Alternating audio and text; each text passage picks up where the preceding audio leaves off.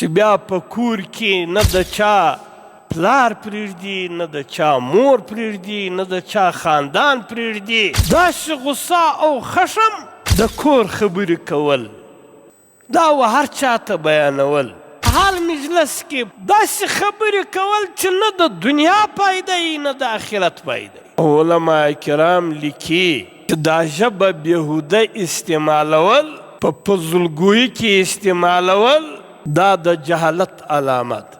علما کرام لیکي چې د جهالت 6 علامې دي. یوه علامه د جهالت دا ده چې کله د انسان د طبیعت خلاف کار وسي، دی غصې کوي، خشم کوي.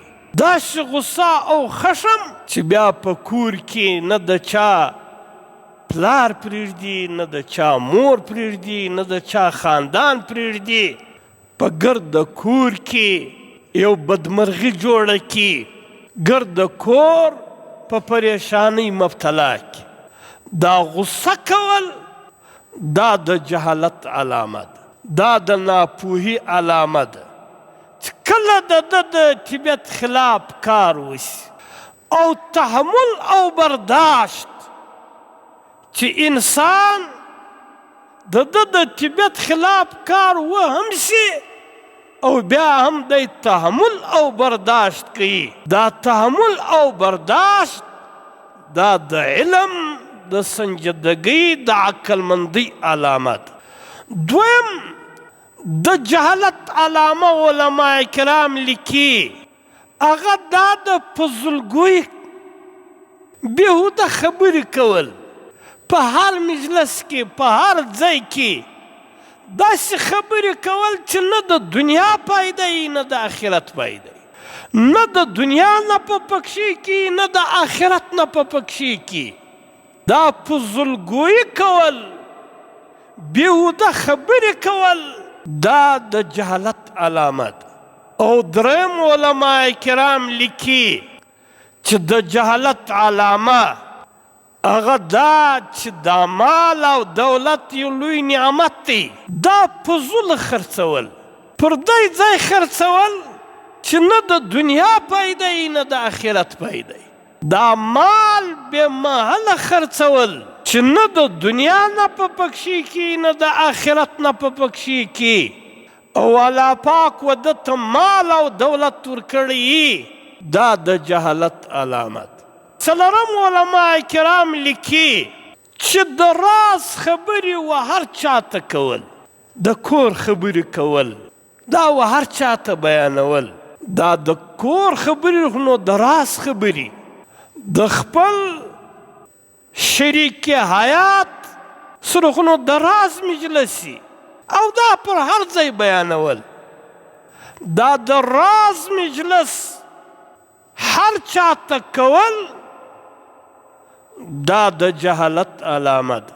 او پنځم پر هر چا باندې اعتماد کول، پر هر چا باندې اعتماد کول، دا د جهالت علامه ده.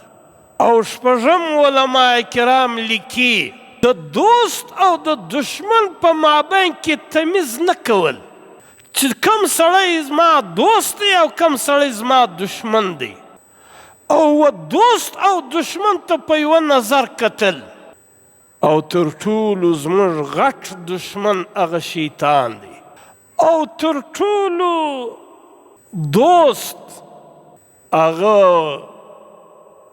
دا علما کرام دی، دا دینداره خلک دي چې له یو سړي سره ستا د کبر غم ورسره وي، له یو سړي سره ستا د آخرت غم ورسره وي، له یو سړي سره ستا د ایمان غم ورسره وي. لیکن نن په موږ کې د دوست او د دشمن تمیز ختم سو. لہذا د خپلې ژبې حفاظت دا ضروري دی چې موږ چې خبره کوو نو دا خبره یوه رتلو هم چې آیا دا خبره زه کوم دا زما د الله ته ورنږدې کوي چې مکمل الله پاکه څخه لیرې کوي. دا خبره چې زه و دا خلکو ته کوم دا خبره ما له دې خلکو ته ورنږدې کوي، دا خلک ما ته رانږدې کوي که له ما څخه لرې کوي. زه چې دا خبره کوم دا له ما سره 2 قسمه فرشتې پر دا وږو باندې دي. په دا خبره سره به دا د راسته وږې فرشتې په نیکۍ کې به لیکي، او که به دا خبره چې زه تر خولې راباسم دا د چپه وږې فرشتې په ګناهو کې لیکي. له انسان سره پکار دی چې دغه احساس او دا خبره چې موږ وکړو د دې خبرو باندې بیا موږ لاج هم ساتو. خبرې د پالتو خبرې نه وي، دا د بېمعنا خبرې نه وي. صحابه کرامو د خپلو خبرو چې خبره به وکړه بیا به هر څه برداشتول، لیکن خپله خبره بیا پر ځای ساتله. لیکن یو زموږ ستوی زندگی ده، موږ وایي رات گئی بات گئی، چې خبره هم زموږ خبره بیا په باور نه ده.